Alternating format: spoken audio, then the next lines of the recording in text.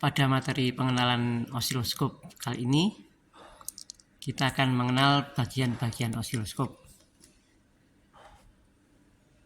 Ini adalah bagian display atau layar.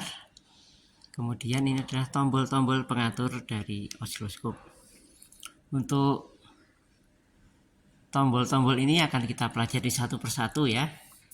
Mulai dari ini, bagian yang ada simbolnya power, ini adalah untuk on off atau untuk mematikan maupun menghidupkan osiloskop.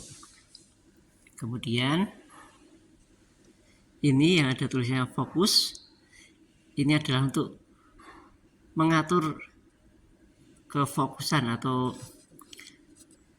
garis yang ada di layar penampil atau display nanti. Kemudian ini intensitas, ini untuk mengatur kecerahan gambarnya. Sementara yang ini ada terminal yang namanya terminal kalibrasi, ada kal. Ada tulisannya 2 volt peak to peak 1 kHz. Kemudian ini ada tulisan vertikal. Nah, ini terus ini ada position. Ini ada 2 ya. Ada channel 1, channel 2. Untuk yang ini nanti berkaitan dengan pengaturan pada channel 1. Jadi nanti ini probe-nya kita hubungkan ke terminal ini. Terus ini ada tombol-tombol position. Position-nya akan mengatur posisi nolnya gambar. Terus ini volt per div, ini akan menunjukkan besarnya tegangan setiap kotak display ini. Nanti kalau sinyalnya kecil, kita putar ke kanan supaya gambarnya menjadi mudah dibaca. Demikian sebaliknya, kalau sinyalnya terlalu besar, dia akan melampaui garis ini ya, melampaui batas ini. Maka harus kita putar ke kiri agar sinyal itu dapat dibaca dengan baik. Ini AC DC ini nanti berkaitan dengan kopling atau sambungan dari ini probe ke osiloskop ini. Kalau kita pasang pada posisi DC, maka dia akan bisa untuk mengukur tegangan DC. Terus ini untuk GND, ini artinya ground. Ini saat kita tekan ke sana, ini berarti nanti osiloskop akan tersambung ke ground dan garis di sini akan menunjukkan titik nolnya. Dari sini kita akan mengatur posisi ini supaya nanti pas pada kotak yang kita kendaki. Ini channel 1, ini channel 2, ini identik. Kemudian ini ada mode.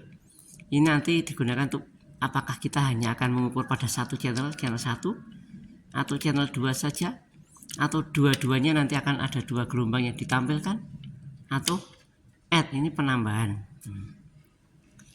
Khusus pada posisi dual ini kanannya ada tulisan XZ.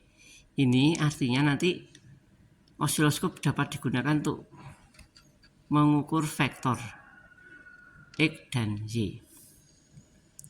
Kemudian ini ada tombol channel 2 INV, ini artinya inverted.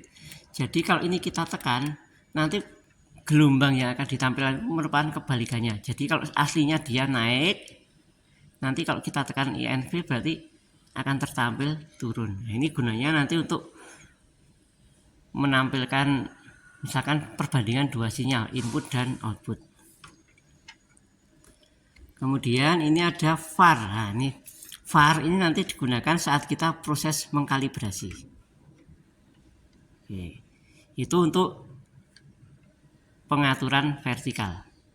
Sementara untuk pengaturan horizontal ini tulisannya adalah time per div atau waktu dan setiap kotak. Ini ada tulisannya mulai dari milisecond ya satuannya ya. Di sini ada mulai dari 0,1 mikrosecond. Ini adalah mikrosecond sampai ke sini milisecond, terus yang di sini sampai paling besar itu 0,5 milisecond.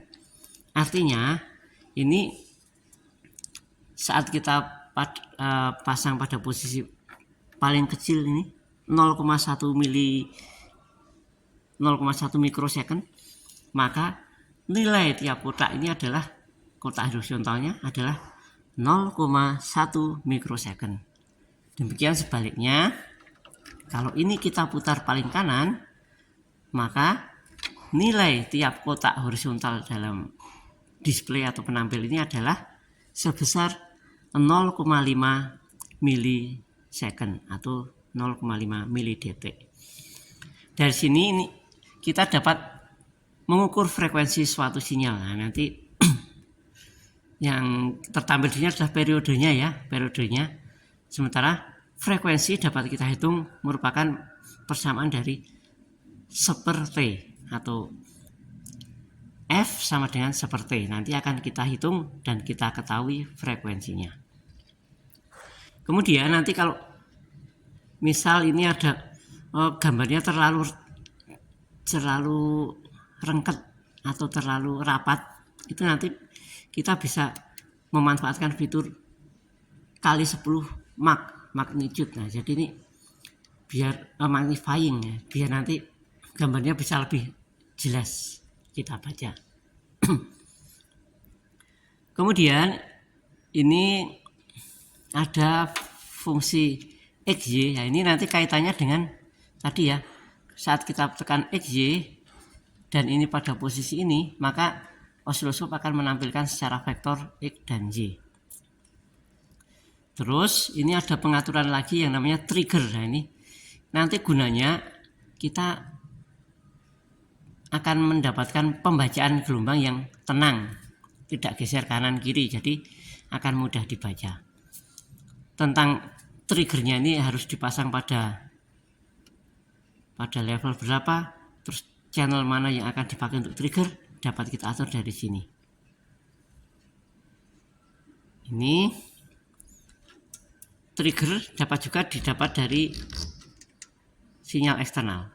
Misal kita memiliki sebuah audio function generator yang kita pasang khusus untuk melakukan trigger.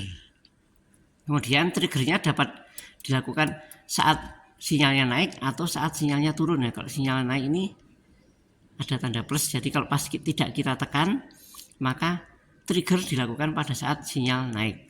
Sementara kalau kita tekan ini ada tanda minus, berarti ini trigger terjadi saat sinyalnya turun. Ini tentang fungsi tombol-tombol osiloskop.